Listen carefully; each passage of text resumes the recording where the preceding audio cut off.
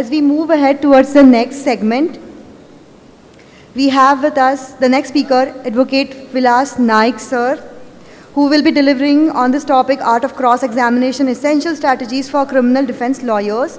He's a senior lawyer and former district government pleader, Raigad. May I please request Mulund Court Bar Association members, the following members, to kindly grace the stage.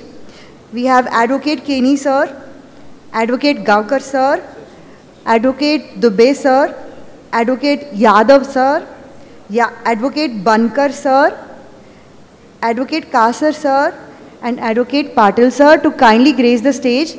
May I also humbly request Advocate Vilas Naik sir to kindly take the stage. Dear participants and respected dignitaries of the dais, it's been a great pleasure to introduce Advocate Vilas Naik sir. Yes, we will be quickly commencing with the felicitation.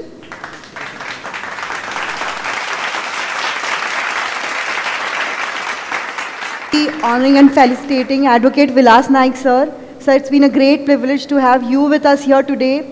We are eagerly awaiting for your next session. Sir has an impressive career spanning over 26 years, and sir is a highly accomplished legal professional.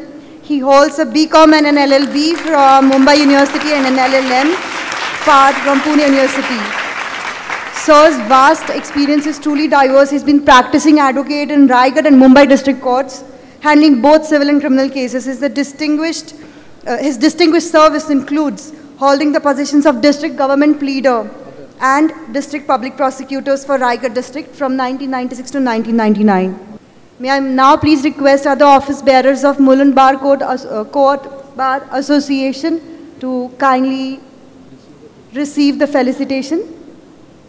Mulund Court Bar Association has also been one of the collaborative partners who have also worked with us in organizing this event. Please give a huge round of applause for all the committee members from Mulund Court Bar Association.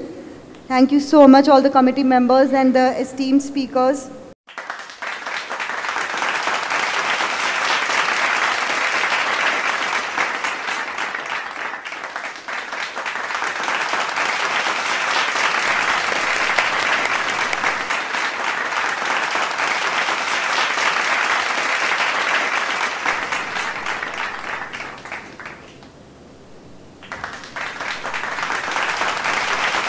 Dear participants, please be seated. We will be having one of the most important session for today, Art of Cross-Examination, Essential Strategies for Criminal Defense Lawyers.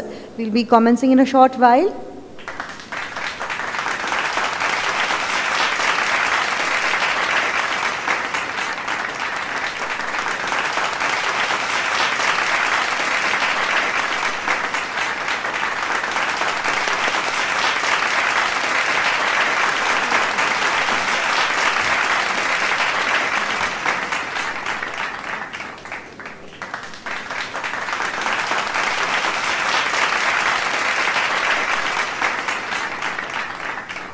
Thank you so much, all the committee members.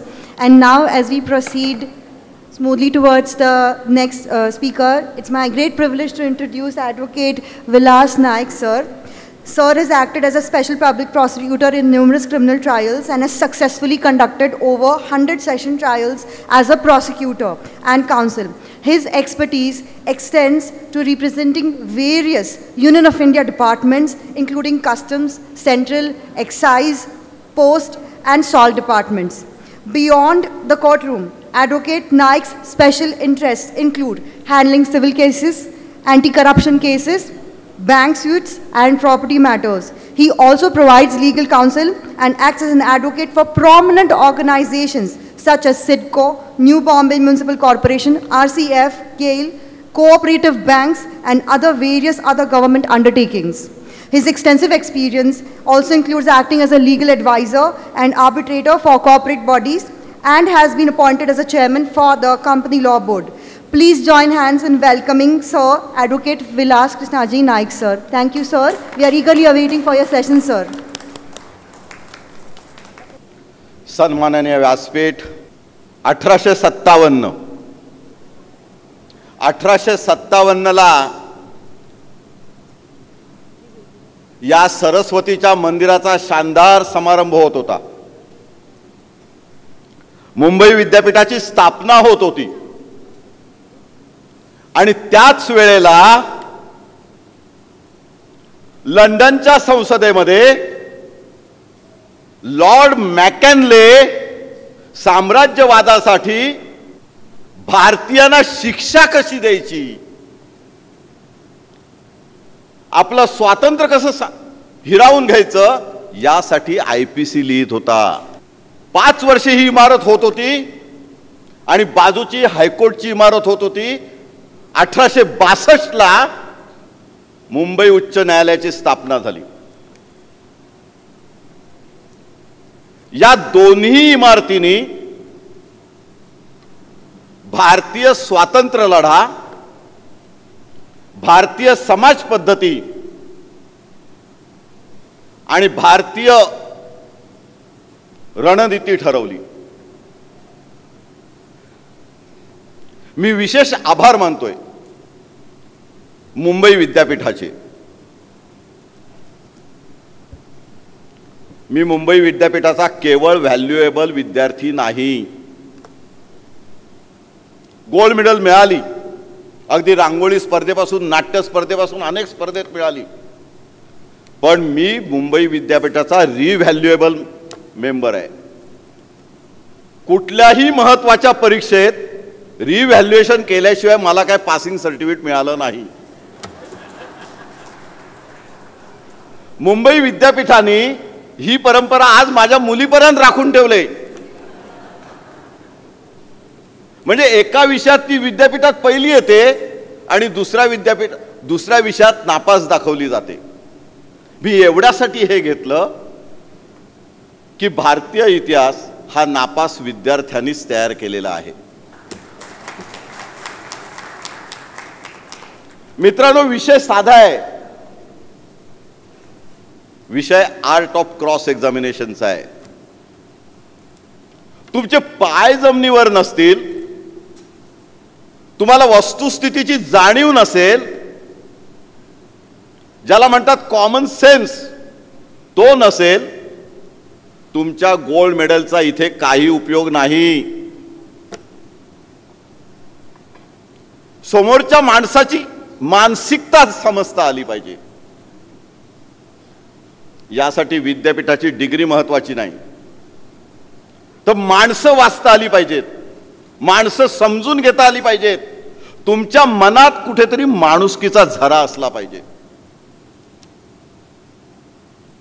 आणि मगच तो समोरचा साक्षीदार, डायसवर बसलेला न्यायाधीश, बाजूला बसलेले सरकारी वकील, सरकारी वकिलाच्या मागे बसलेला फिर्यादी आणि हे सगळं न्यायालयीन राजकारण तुम्हाला समजू लागतं. आणि हे जोपर्यंत तुम्ही समजत नाही तोपर्यंत तुम्ही ज्युनियर असता. हे जेव्हा समजतं त्या क्षणी तुम्ही सिनियर होऊन जाता. मी हे हक्काने बोलू शकतो. आज व्यवसायाची 40 वर्ष पूर्ण झाल्यावर बोलू शकतो. मी आज इथे आलोय तुम्हाला कुठलंही ज्ञानामृत पाजायला आलेलो नाही. तुम्ही वकील आहात म्हणजे समर्थ आहात. मी पेरायला आलोय तो आत्मविश्वास. जे जाणवतंय ते माझ्या मराठी मुलांना, माझ्या मुंबईतल्या मुलांना, ठाण्याच्या, कल्याणच्या, अलिबागच्या, पनवेलच्या, बेलापूरच्या मुला-मुलींना कमी पडतोय तो आत्मविश्वास.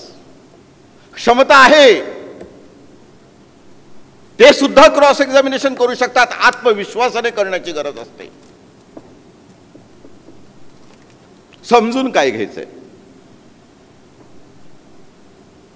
उलट तपासाची काय व्याख्या आहे? काय पुस्तकं वाचून 32 प्रश्न काढून विचारता येतात? नाही. तुम्हाला त्या चार्जशीट मधल्या दोषारोप पत्रातल्या त्रुटी काढायच्या आहेत. त्यातून 161 स्टेटमेंट ज्या साक्षीदारांनी दिले त्याचा इतिहास, भूगोल, नागरी शास्त्र समजवून घ्यायचं आहे. त्याची कुंडली काढायचं आहे. चार्जशीट मध्ये नसतं ते. त्यासाठी तुम्हाला तुमच्या पक्षकारांना बोलतं करावं लागतं, त्यांच्या मनात घुसायला लागतं. व्यावसायिक फी हा भाग वेगळा ठेवा. पण का झालं, कसं झालं, खरं कारणीभूत काय, याच्या मागचं राजकारण काय, खरंच गुन्हा झाला असेल तर कोणत्या परिस्थितीत झाला,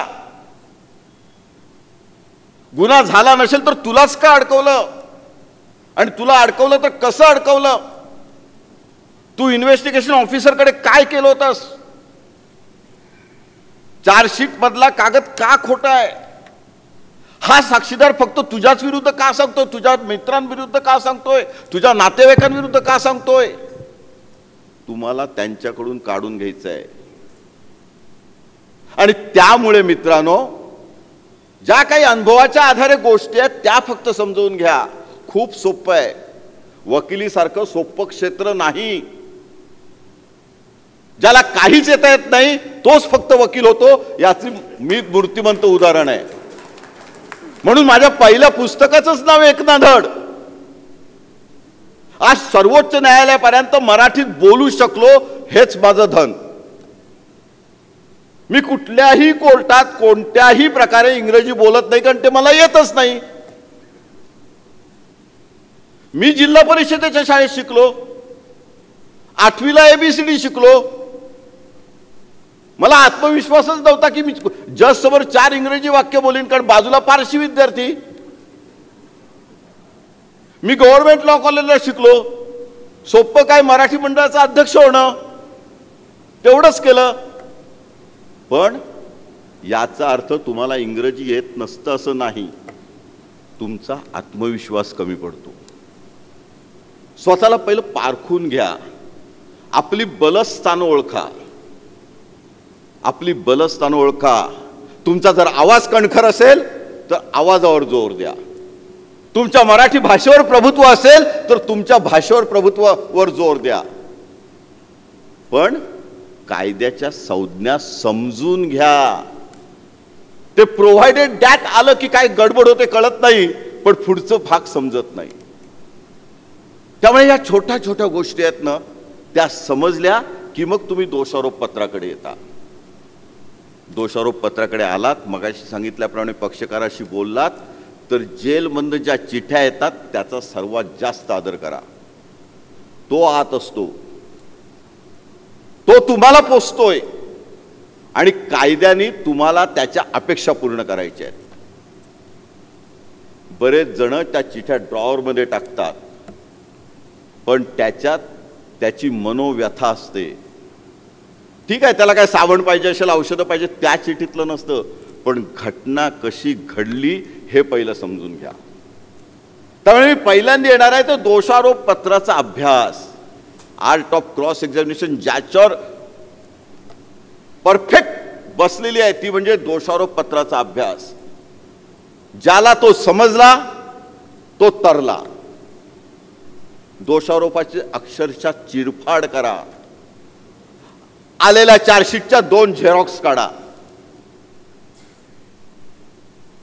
ओरिजिनल चार्जशीट टेबलावर ठेवा. झेरॉक्स चार्जशीट मध्ये मेडिकल एव्हिडन्स वेगळा काढा, सीन ऑफ ऑकरन्सचा एव्हिडन्स वेगळा काढा, एक्सपर्ट विटनेसेसचे एव्हिडन्स वेगळा काढा. CA रिपोर्ट असतील, CDR रिपोर्ट्स असतील, फॉरेन्सिक रिपोर्ट्स असतील, वेगळे काढा. एखाद्या डॉक्टरकडे जाऊन बसा, त्याला PM नोट्स दाखवा, त्या ह्युमन फिगर काढा. चाकूचा वार कुठे झालाय, हाडापर्यंत झाले काय जखम, मग तो वार कसा पाहिजे, तो दुधारी शस्त्रांनी झालाय की एका बाजूला धार असलेल्या शस्त्रांनी झालाय, समजून घ्या पहिलं स्वतःला. मग कोर्टापुढे जा. कोर्टातला मुद्देमाल बघून घ्या. कोर्टापुढे बटन चाकू आहे, फिर्यादी सांगतोय चॉपरनी मारलंय, आणि डॉक्टर सांगतोय दुधारी शस्त्र आहे. तुमचा उलट तपास तिथे सुरू होतो. तो तुमचा पाया आहे. झालेल्या जखमांचं स्वरूप काय, त्या किती जुन्या आहेत, त्यातून रक्तस्राव किती व्हायला पाहिजे, त्या उंचचा शार्पनेस कुठल्या बाजूला आहे? डॉक्टरनी त्याच्यात जखमेची खोली लिहिली का की फक्त लांबी रुंदी लिहिली? एक्सरे प्लेट्स कुठे आहेत? MLC रजिस्टर म्हणजे काय? EPR रजिस्टर म्हणजे काय? EPR रजिस्टर कशाशी खातात? तुम्हाला निदान एवढ्या गोष्टी माहिती पाहिजेत तर तुम्ही फौजदारी केसेस चालवू शकता. प्रत्येक सरकारी हॉस्पिटलला हवालदार बसलाय, त्याच्याकडे EPR रजिस्टर ठेवलेला आहे. येणारा इमर्जन्सी पेशंट पहिल्यांदा तिथे नोंदवला जातो. मैताचा जखमीचा भाऊक तिथे काहीतरी नोंद घेतो. तो सांगतो 2 अनोळखी माणसांनी वार केले. मग MLC रजिस्टरला नोंद होते. प्राथमिक उपचार होतात. 8 तासांनी फिर्याद होते, 16 माणसांनी जखमी केलं. नावं येतात. अनेक खटले चालवलेत. आज माझ्या 14च्या 14 कादंबऱ्याचा विषय हाच खून खटला आहे, पण तो न्यायालयीन खून खटले आहेत. हे वकिलांना समजावून घ्यावे खरी वस्तुस्थिती काय. स्वप्नरंजनातून वकील बाहेर व्हावेत, विशेषतः ज्युनियर वकील बाहेर व्हावेत. कोर्ट म्हणजे मालिका नाही, कोर्ट म्हणजे कुठला क्रिमिनल ड्रामा नाही. इथे वस्तुस्थितीवर आधारित पुराव्याची छाननी केली जाते. त्यामुळे सगळ्यात महत्त्वाचं साक्षीदाराची विश्वासार्हता तपासणं. कुठलाही सेक्शनची गरज नाही आज सांगायची, कुठलाही केसला सांगायची गरज नाही, तहसीलदारचं जजमेंट सांगायची गरज नाही, रमेश प्रसाद मिश्राचं जजमेंट सांगायची नाही, लक्ष्मीबाईचं जजमेंट नकोय, मनी कांचन नको, एकनाथ कांबळेची नको. ही सगळी स्टेटमेंट, ही जजमेंट तुम्ही आत्मसात केलेली आहेत. पण तत्व काय? साक्षीदाराची विश्वासार्हता कशी तपासायची? तो तर शपथेवर सांगतोय, माझ्या भावाला मारलाय सांगतोय, मी तिथे हजर होतो सांगतोय, चाकू ओळखतोय, चाकूला रक्त आहे, CA रिपोर्टमध्ये मैताचं रक्त बी आलेलं आहे, सपोर्टिंग एव्हिडन्स आहेत, CCTV रेकॉर्ड आहे, त्यावेळेला आरोपीचा CDR रेकॉर्ड आहे, जन्मटेप नक्की. मग तुमची गरज काय? तुम्हाला त्यातून फटी शोधायची आहेत. म्हणून दोषारोपपत्राचा अभ्यास, म्हणून मेडिकल एव्हिडन्सचा अभ्यास, म्हणून डॉक्टरशी चर्चा आणि म्हणून AI ची मदत. तुम्हाला सर्वात मोठा गुरु आता AI आहे. तुमच्या मोबाईलमध्ये बसलेला आहे, गुगल बाबा बसलेला आहे. आपण ग्रुपवर असतो, हायकोर्ट सुप्रीम कोर्टाची जजमेंट एकमेकांना पाठवतो, वाचतो किती, त्यातलं मूळ तत्व काय समजून घेतो. पण तेच AI ला विचारा की बटन चाकूनी 3 इंचाच्या पातीनी जास्तीत जास्त जखम किती होऊ शकते. तो चाकू जर पडलेल्या माणसाला मारला तर त्याचा वार कसा होऊ शकतो AI सांगेल. ते कागद घेऊन डॉक्टरकडे जा, ते कागद घेऊन सिनियरकडे जा आणि मग तुमच्या उलट तपासाचा मेडिकल एव्हिडन्सचा पाया तयार करा. केवळ पोस्टमॉर्टम रिपोर्ट आला ॲडमिटेड, स्पॉट पंचनामा ॲडमिटेड नाही. दोषारोपपत्र हातात आल्यानंतर सरकारी वकिलांनी दिलेल्या कागदपत्रांची यादी तपासा, कोर्टाचं इन्स्पेक्शन घ्या, कोर्टातले डॉक्युमेंट आणि तुमच्या चार्जशीट मधले डॉक्युमेंट योग्य आहेत काय बघा, ते वाचता येण्यासारखे आहेत काय बघा, त्यातले फोटो ओळखता येण्यासारखे आहेत काय बघा. नाहीतर CD वर मागवा, पेन ड्राईव्हवर मागवा, त्याच्यासाठी अर्ज द्या. सेक्शन 91 वाचा. जे कागद सरकार पक्षाने दाखल केलेच पाहिजे, सरकार पक्षाच्या पोलीस खात्याच्या ताब्यात असणं अपेक्षित आहे. जे कागद फेअर ट्रायलसाठी गरज आहे, तुमच्या डिफेन्सला गरज आहे, ते मागायचे की नाही ते पहिलं ठरवा. ते कागद अंगावर येणारे असतील मागवू नका, गप्प बसा, हात दाखवून अवलक्षण करू नका. पण ते कागद तुमच्या फायद्याचे असतील, डिफेन्सचे असतील तर निदान अर्ज तर करून ठेवा. जज सांगणार नंतर बघू, बघा. पण आर्ग्युमेंटच्या वेळेला तुम्हाला आणि आयओच्या क्रॉसच्या वेळेला तुम्हाला ते आणता येतं की तुम्हाला आम्ही संधी दिली होती की पोलीस कस्टडी रजिस्टर आणा, तुम्हाला आम्ही संधी दिली होती की EPR रजिस्टर आणा, मेडिकल एव्हिडन्स आणा, MLC पेपर आणा, एक्सरे रिपोर्ट आणा, MGM हॉस्पिटलचे कागद आणा. तुम्ही आणले नाहीत. ॲडव्हर्स इन्फरन्स हा जो प्रकार आहे तो तुम्ही व्यवस्थित काळजी घेतली तरच बोलता येतो. जजला काही पडलेलं नाही तुमचा ॲडव्हर्स इन्फरन्स तुमच्या लाभात द्यायचा. संशयाचा फायदा बेनिफिट ऑफ डाऊट असाच मिळत नाही, त्याच्यासाठी विश्वासार्हता तपासावी लागते. तो साक्षीदार का खोटं बोलतोय, कसा खोटं बोलतोय, त्या खोटं बोलण्यामागे त्याचा मोटिव्ह काय, हे कायद्याच्या पुस्तकात नसेल तरी सामान्य ज्ञानमध्ये तुम्हाला पटतं आणि मग तुमची उलट तपासणी सुरू होते. इम्पीच करणं म्हणजे काय, 145 सेक्शन म्हणजे काय, की हा साक्षीदार विशिष्ट परिस्थितीमध्ये काही गोष्टी वाढवून सांगतोय, त्यामध्ये त्याचा स्वार्थ आहे. हा साक्षीदार त्याच वेळेला काही गोष्टी लपवून ठेवतोय, त्यातही त्याचा स्वार्थ आहे. आणि हाच साक्षीदार काही वेळेला कोर्टातल्या कागदापेक्षा विपरीत सांगतोय, तोही स्वार्थासाठीच. किती सोपा इम्प्रूव्हमेंट, ओमिशन, कॉन्ट्रडिक्शन, व्याख्या पाहिजेत. जे पोलीस तपासाच्या पेपरमध्ये नाही, 161च्या जबाबात नाही, ते वाढवून सांगतोय म्हणजे इम्प्रूव्हमेंट. मग ती कशी सिद्ध करायची? बाबा पोलिसांना तू सगळी माहिती दिली होतीस, आज जे कोर्टात सांगितलंस ते सांगितलं होतंस, मग त्यावेळेला तू हे सांगितलं होतंस का की हॉस्पिटलला तुम्ही दोघांनीच मैताला घेऊन गेलात, तेव्हा तुमच्या कपड्यांना डाग लागले होते, डॉक्टरांना तुम्ही आरोपींची नावं सांगितली होती? तो जर हो बोलला तर मग हे पोलीस स्टेटमेंटमध्ये नाही, याचं तू काय कारण सांगू शकतोस का? इथे थांबायचंय. तो जर हो म्हणाला म्हणजे त्यांनी जर सांगितलं हे पोलीस स्टेटमेंटमध्ये सांगितलं नव्हतं तर तुमची इम्प्रूव्हमेंट तिथेच सिद्ध झाली. आणखीन कशाला काय वेगळं नॉलेज पाहिजे? पण त्यांनी जर सांगितलं तर पुढे त्याला विचारायचं आहे, त्याचं कारण द्यायची संधी द्यायचं आहे विटनेसला, की हे मग तुझ्या 161च्या स्टेटमेंटमध्ये नाही, याचं तू काय कारण सांगू शकतोस का? आणि त्यांनी नाही सांगितलं तर आयओला विचारायचं आहे. कॉन्ट्राडिक्शनसाठी एखादा पॅरेग्राफ जेव्हा आपण दाखवतो किंवा पोर्शन दाखवतो, पोर्शन मार्क करतो, तो तुमच्या चार्जशीटमध्ये पाहिजे, तुमच्याकडे त्या नकला पाहिजेत. आणि आयओच्या वेळेला त्याला एक्झिबिट नंबर पाडून घ्यायचा आहे.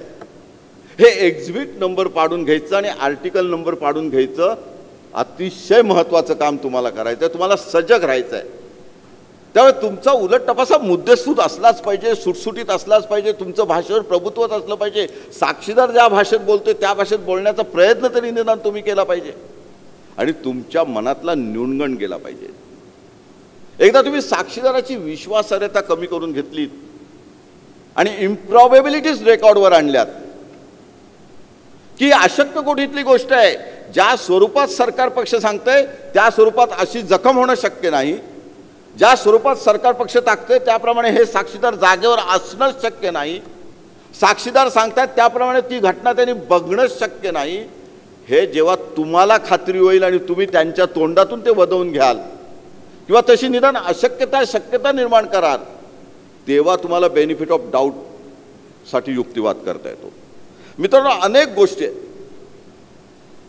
अनेक साक्षीदार वस्तुस्थिती अंधारात ठेवतात. ती वस्तुस्थिती रेकॉर्डवर आणून देणं, वैमनस्य रेकॉर्डवर आणून देणं, ते दुधारी शस्त्र आहे. इतकं वैमनस्य होतं की आम्ही जागेवर नसताना सुद्धा गुंतवलं हे सिद्ध करणं गरजेचं असतं. त्यामुळे बर्डन ऑफ प्रूफ ह्याबाबत एक साधा जो गैरसमज आहे तो सोडून द्या, की अगदी सर्वत्र सांगितलं जातं की सरकार पक्षाची जबाबदारी आहे. होय आहे, सुप्रीम कोर्ट पण म्हणतं, पण तुम्ही जेव्हा डिफेन्स घेता तेव्हा तुमचा डिफेन्स, तुमचा बचाव विश्वासार्ह आहे हे सांगण्याची जबाबदारी डिफेन्स काउन्सिल म्हणून, आरोपीचा वकील म्हणून तुमची असते. आणि मग त्यामुळे ती पंचशील तत्व तुमच्या डोक्यात सतत पाहिजेत, की जेव्हा दोन शक्यता कोर्टासमोर येतात तेव्हा जी शक्यता आरोपीच्या बाजूने असते तिचा आणि तिचाच प्राधान्याने वापर कोर्टाने करायचा आहे, न्यायदानासाठी करायचा आहे, ॲप्रिसिएशन ऑफ एव्हिडन्ससाठी करायचा आहे. जेव्हा परिस्थितीजन्य पुरावा असतो तेव्हा परिस्थितीजन्य पुराव्यामध्ये कोर्टापुढच्या दोषारोप पत्रातून आणि कोर्टापुढच्या साक्षी पुराव्यातून प्रत्येक लिंकची साखळी जुळवायचं आहे.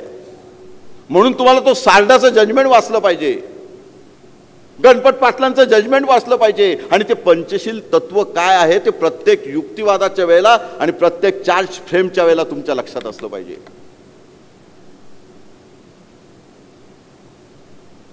बेनिफिट ऑफ डाऊट याच्यासारखा सुंदर चॅप्टर फौजदारी खटल्यात नाही.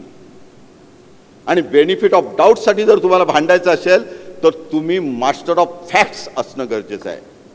आणि त्यासाठी तुम्हाला जागेवर जाऊन गुन्ह्याच्या जागेची पाहणी करणं सुद्धा गरजेचं आहे. तुमच्या उलटपस इमोशनल नकोय. तुम्ही कुठल्या नाट्य स्पर्धेत आलेला नाही आहात. हा माइंड गेम आहे. तुमच्या साक्षीदाराला पडवून आणलेलं असतं, पोलिसांनी पडवलेलं असतं, सरकारी वकिलांनी पडवलेलं असतं, त्याच्या नातेवाईकांनी पडवलेलं असतं. शत्रुत्व असेल तर घरी नाटकाची प्रॅक्टिस करतात, तशी प्रॅक्टिस होतात. आमच्या भागात तर समजले परंतु हे शब्द सुद्धा गाळले जात नाहीत. 161 चिकटून राहतात, काही वाढवत नाहीत. क्रॉस सुरू झाली की लगेच एक्सप्लेनेशन द्यायला सुरुवात करतात. डिफेन्स काउन्सिलचा घाम निघतो. साक्षीदार कोणत्या तयारीचा आहे, त्याला कोणत्या प्रकारे पढवून आणले ह्याचा अभ्यास तुम्हाला पाहिजे. इथे तुमचा क्लायंट मदतीला येत नाही. इथे तुमचं मानसशास्त्र, तुमचं तर्कशास्त्र पक्क पाहिजे. आणि मग तुम्हाला तो साक्षीदार का खोटं बोलतो, कसं खोटं बोलतो, का वाढवतोय, का गाळतोय हे सगळं सिद्ध करता येतं. जज बरोबर भांडलं, मोठ्या आवाजात बोललं, इंग्रजीमध्ये बोललं, काही म्हणींचा वापर केला, सरकारी वकिलांना टोमणे मारले म्हणून तुम्ही चांगले डिफेन्स काउन्सिल होत नाही. जेवढं सौम्यपणे वक्तशीरपणे कोर्टासमोर जाल, 10:30ला जायची सवय तर ठेवा. गेल्यानंतर कोर्टाचे कागद बघायची सवय ठेवा. मागचा साक्षी पुरावा वाचा आणि आपल्या साक्षीदाराला आपल्या अंगावर येणारे प्रश्न कोणते आहेत याची उजळणी करा. ते प्रश्न शक्यतो विचारू नका. सो पुढचा साक्षीदार नक्की येणार आहे, त्याच्याकडनं जी नक्कीची कबुली मिळणार आहे ती कबुली, त्याचा उच्चार या साक्षीदाराकडून तुमची पुढची क्रॉस नासवू नका. मगाशी सरांनी सांगितलं कुठे थांबायचं आहे, त्याचं तारतम्य असणं महत्वाचं आहे. आणि शेवटी तुम्हाला वस्तुस्थितीवरनं तो खटला कन्व्हिक्शनकडे जातोय की ॲक्विटलकडे जातोय हे बघत असताना नॉन मी रिकॉर्डो सारखे जे साक्षीदार असतात त्याची पण काळजी घ्यायला लागते. मला माहितीच नाही, मला सांगताच येणार नाही हे जेव्हा तो सतत सांगतो तेव्हा तुम्ही त्याची वागणूक, त्याची कार्यपद्धती, त्याची बॉडी लँग्वेज ही कोर्टाच्या नजरेत आणून द्यायचं आहे. हे सगळं तुम्हाला एव्हिडन्स ॲक्टमध्ये नाही आहे, हे तुम्हाला अनुभवानीच येणार. आणि त्याच्यासाठी निदान काही शिक्षा खाल्ल्या पाहिजेत. शिक्षा होणार म्हणून मी केसला उभा राहू कसा, उलट तपास करू कसा, नाही. जाऊ देत. खरंच ज्यांनी गुन्हा केला त्याच्या 2-3 शिक्षा झाल्यानंतर त्याचं आत्मपरीक्षण करा. हळूहळू तुम्ही चांगले डिफेन्स लॉयर होणार. कारण इथे वाघाचं काळीच लागतं.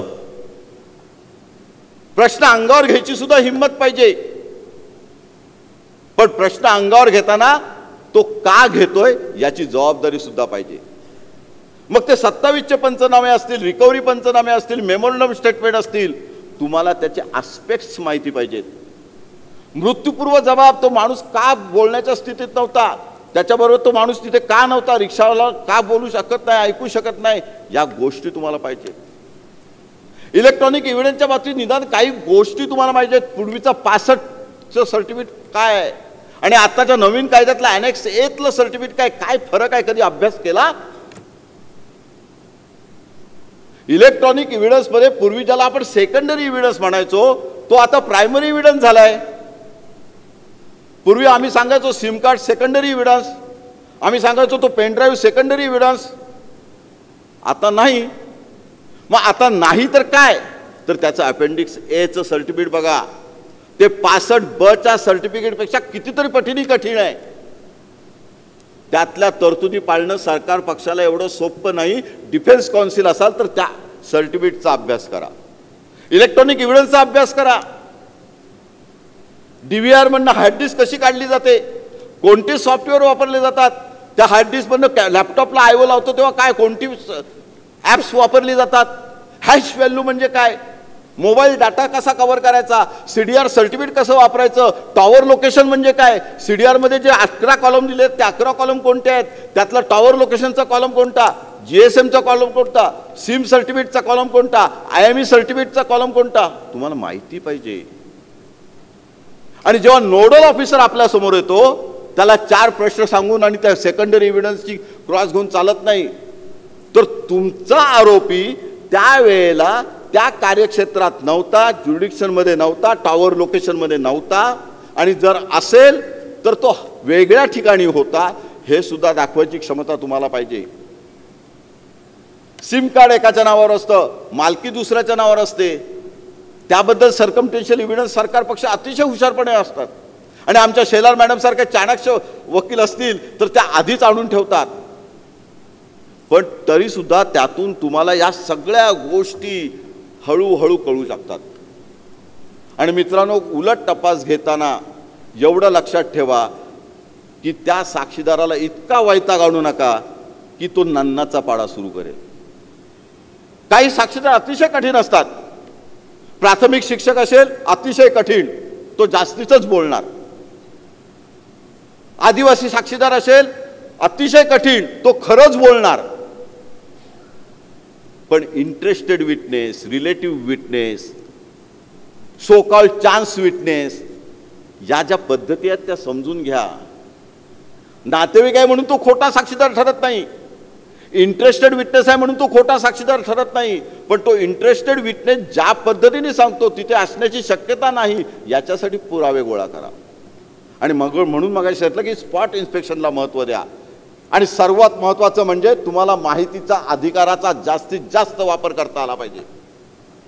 तुमच्या रेकॉर्डमध्ये चार्जशीटमध्ये जर लॉगबुक नसेल, पोलीस कस्टडी रजिस्टर नसेल, स्टेशन डायरीच्या एंट्री नसतील तर त्या मागून घ्या. त्या अभ्यासा की खरंच 27च्या पंचनाम्याला जाण्यापूर्वी सरकारी पंचांना बोलवलं होतं का, त्याची स्टेशन डायरीला एंट्री आहे का, ते सरकारी पंच त्या योग्य वेळेत आले का, त्यांना वस्तुस्थिती समजावून सांगितली का, नंतर पोलीस कस्टडीतून आरोपीला बाहेर काढले का, की सकाळी 9 वाजताच बाहेर काढले आणि 3 तास पोलिसांच्या तो ताब्यात आहे. मग पंचांनी त्या समोर त्यांनी काय स्टेटमेंट दिलं, त्यातला रिलिव्हंट पार्ट कोणता, इरिलिव्हंट पार्ट कोणता, त्याला जज साहेब व्यवस्थित पोर्शन मार्क देतात का आणि असं म्हणतात का की मेमोरंडम स्टेटमेंटला एक्झिबिट नंबर देताना एक्सक्लुडिंग इनएडमिसिबल पार्ट असं म्हटलंय का, तुम्ही जागे आहात का. साहेब डिक्टेशन देतात तेव्हा तुमच्या क्रॉसची हेतू, तुमच्या उलट तपासातली फेक, ती नजाकत त्या शब्दात इंग्रजीमध्ये येते का, की तुम्ही एक क्रॉस घेताय साहेब दुसरंच डिक्टेशन देतोय. साहेबांवर सुद्धा तुमची करडी नजर पाहिजे. तुम्हाला कोर्टात काय चाललंय ते कळलं पाहिजे आणि कोर्टाबाहेर काय चाललंय ते कळलं पाहिजे. युक्तिवाद करणं खूप सोपं आहे आणि त्याच्यापेक्षा सोपा उलट तपास करणं आहे. पण मित्रांनो, साक्षीदार समजून घेतला पाहिजे, साक्षीदाराची मानसिकता समजून घेतली पाहिजे, त्याची जात कोणती आहे ती बघितली पाहिजे. जात ही मानसिक जातीबद्दल मी बोलतोय. तो खोटा साक्षीदार आहे का, पढवलेला साक्षीदार आहे का, हे बघितलं पाहिजे. आणि मग येतं ते म्हणजे साक्षीदाराची पात्रता, खरंच तो त्या पद्धतीने साक्ष देतोय, तो देऊ शकतो का. आणि मग आणखीन एक महत्त्वाचा टॉपिक करून मी शेवटाकडे येणार आहे. प्रिव्हियस स्टेटमेंट याच्यासारखा क्रॉस एक्झामिनेशन मधला हत्यार नाही. या विषयावर आपण तासन तास बोलू शकतो, पण मला फक्त 45 मिनिटं दिलीत म्हणून शेवटच्या मुद्द्यावर मी येतोय. जामिनाच्या वेळेला फिर्यादीबरोबर आरोपी वकील हजर होतात, कोर्ट हल्ली सादर करतं, वकीलपत्र येतात. जामिनाला विरोध करायला फिर्यादीच्या वतीने ॲफिडेव्हिट येतात. खरंच डोकं फुटलेलं असतं, कवटी फुटलेली असते, पण फिर्यादी मैताचा भाऊ असतो किंवा मित्र असतो, त्याला एक्झॅगरेट सांगायचं असतं आणि तो नवीन खाजगी वकील ॲफिडेव्हिट पुरता असतो. तो काय सांगतो, अंगणात मैताच्या डोक्यात दगड घातला आणि मयत जागेवरच मेला. आणि नंतर लक्षात येतो फिर्यादी त्या मैताला मारत मारत घरापर्यंत नेलंय, पायरीवर डोकं फिरलंय. माझ्या शब्बे बारात कादंबरीतली सत्यकथा आहे.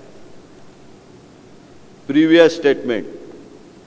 तुमचं इन्स्पेक्शन एवढं पाहिजे की तुम्हाला जामीन अर्जासोबत फिर्यादी किंवा फिर्यादी पक्षांनी सरकार पक्षाच्या साक्षीदारांनी ज्याची 164ची स्टेटमेंट झालीत, 161ची स्टेटमेंट झालीत, त्यांनी 161च्या स्टेटमेंटपेक्षा वाढवलेली स्टोरी ॲफिडेव्हिटमध्ये सांगितले. ते त्याचं प्रिव्हियस स्टेटमेंट आहे, ते आणा, त्याला एक्झिबिट नंबर पाडून घ्या, क्रॉसमध्ये त्याचा वापर करा आणि त्याला कॉन्ट्राडिक्ट करून घ्या की तू आज जे सांगितलेस ते त्या ॲफिडेव्हिटमध्ये नाही आणि ॲफिडेव्हिटमध्ये सांगितलेस ते आज कोर्टात नाही.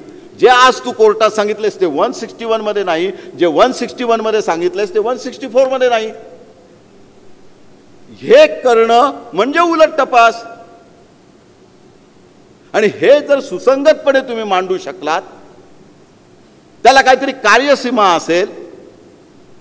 तुम्हाला पहिल्या दिवशी केस लॉ माहिती आहे, तुम्हाला पहिल्या दिवशी स्पॉट इन्स्पेक्शन माहिती आहे, तुम्हाला पहिल्या दिवशी आयओला क्रॉस काय करायची ती माहिती आहे आणि आयओच्या क्रॉसच्या वेळेला तुम्हाला हे सगळे ABCD पोर्शन माहिती आहेत, केस लॉ माहिती आहेत. असं जर सगळं एकत्र आणलं तर तुम्ही अतिशय उत्तम वकील होऊ शकता.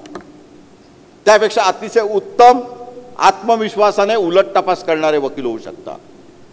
पण यासाठी तुम्हाला कोर्टाच्या 8 तासाव्यतिरिक्त AIचा, गुगलचा वापर करणं अनिवार्य आहे. यासाठी रिव्हॉल्वर काय, पिस्तूल काय, त्यातल्या गोळ्यांमधला फरक काय, इनसाइड वूंड काय, पंक्चर वूंड काय, एक्झिट वूंड काय, एक्झिट वूंडला ब्लॅकनिंग पावडर किती जाते, पंक्चर वूंडला ब्लॅकनिंग पावडर किती लागते, किती फुटावरनं मारलं तर कोणती जखम कशा स्वरूपाची रिव्हॉल्वरची होते माहिती पाहिजे. थोडे मवाली बना, सामान्य ज्ञान मिळवा, असे जे मित्र असतील त्यांच्याकडनं हाताळा, हवालदारांना बोलवा, त्या बुलेटमधला फरक समजून घ्या.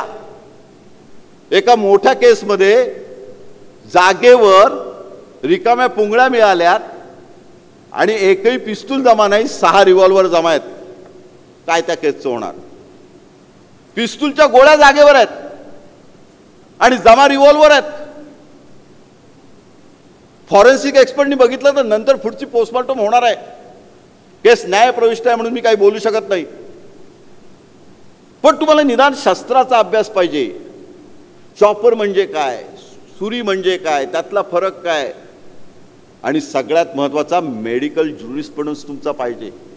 एक छोट्या उदाहरणाने आपण समारोपाकडे जाऊया.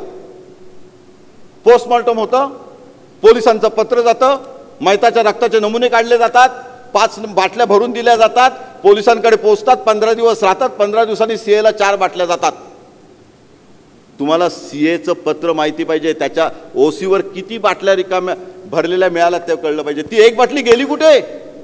मधल्या काळात आरोपी अटक झालेले असतात, त्यांच्या कपड्यावरती जाते. मधल्या काळात PC मध्ये आरोपी जातात, नवीन कोरा चाकू रिकवर केला जातो, त्याच्यावर त्या बाटलीतलं रक्त जातं. हे कॉन्कॉक्शन ऑफ एव्हिडन्स आहे. तुम्ही सांगून आर्ग्युमेंटला उपयोगी नाही.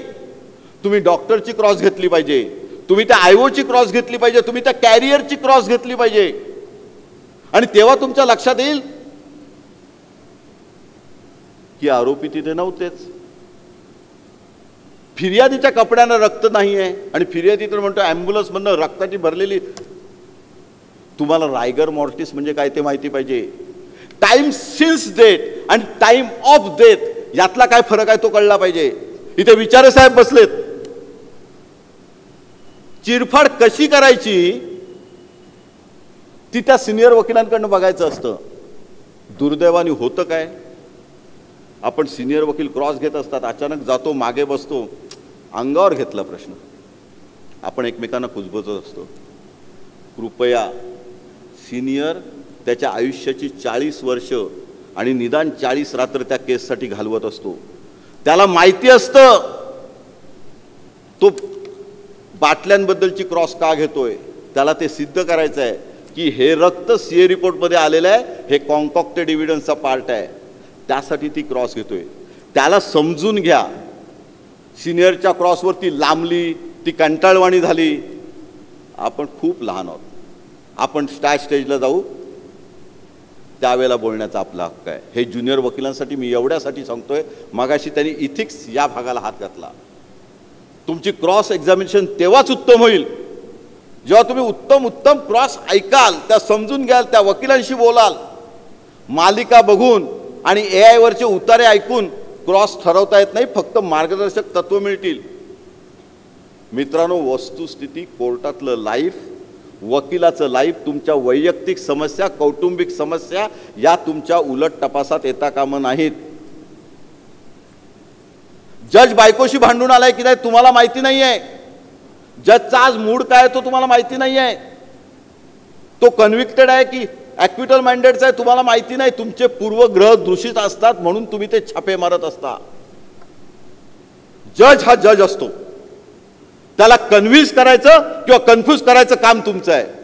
कन्व्हिन्स करू शकत नसाल तर निदान कन्फ्यूज करा. कन्फ्यूज करताना बेनिफिट ऑफ डाऊट मागा, पण बेनिफिट ऑफ डाऊट मागताना तुमचं ज्ञान कसोटीला लागतं, तुमचा अभ्यास पणाला लागतो. चार्जशीट मधलं पान निपान तुम्हाला सांगता आलं पाहिजे. हे साक्षीदार का वगळले, हे साक्षीदार का महत्वाचे होते, हे जास्त महत्वाचं आहे. ॲडव्हर्स इन्फरन्स काढा सांगणं सोपं असतं, पण हे साक्षीदार जर कोर्टासमोर आले असते तर वेगळ्या पद्धतीने केस आली असती. कोर्ट लगेच विचारतं डिफेन्स विटनेस का नाही तपासलेत. तुमची जबाबदारी नाही.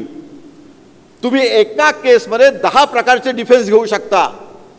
कुठला डिफेन्सचा कुठे नेम लागेल माहिती नसतं. जज तुम्हाला अडवू शकत नाहीत. फक्त तो रिझनेबल डिफेन्स असावा, तो पचणारा असावा, डायजेस्टेबल असावा.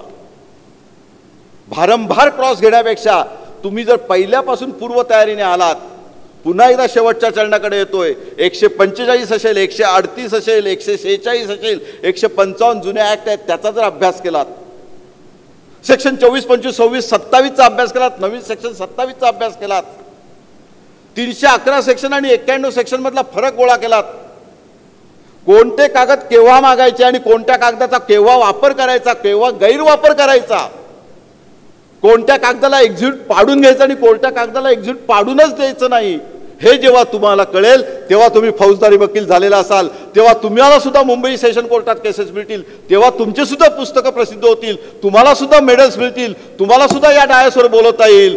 ह्या प्रत्येक व्यक्तीच्या जीवनात हा भाग येणं गरजेचं आहे.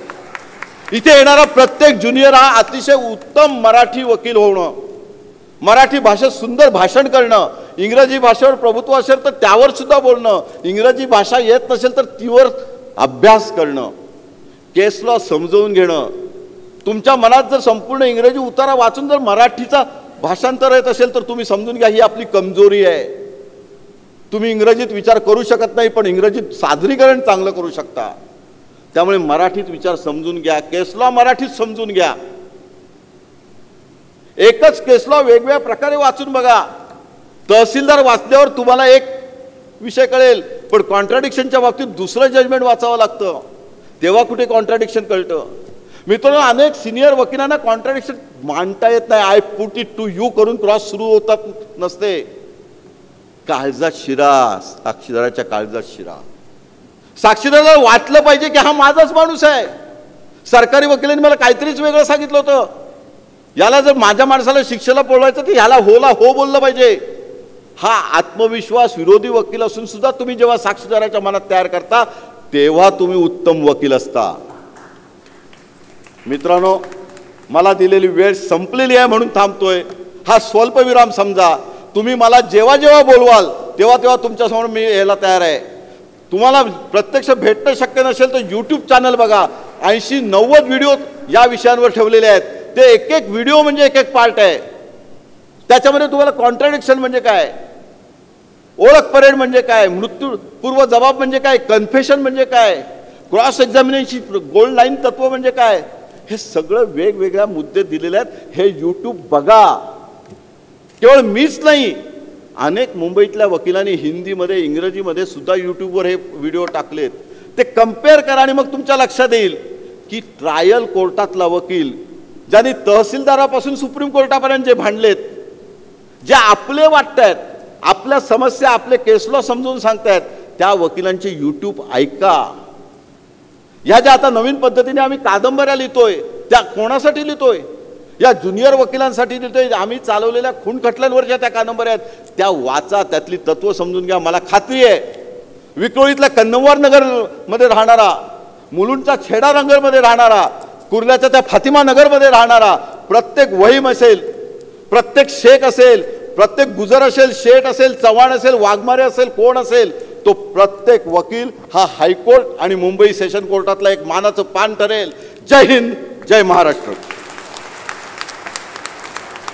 Thank you so much, sir. It was such an inspiring session. And of course, language shouldn't be a barrier for anybody to continue pursuing law anywhere in this particular country.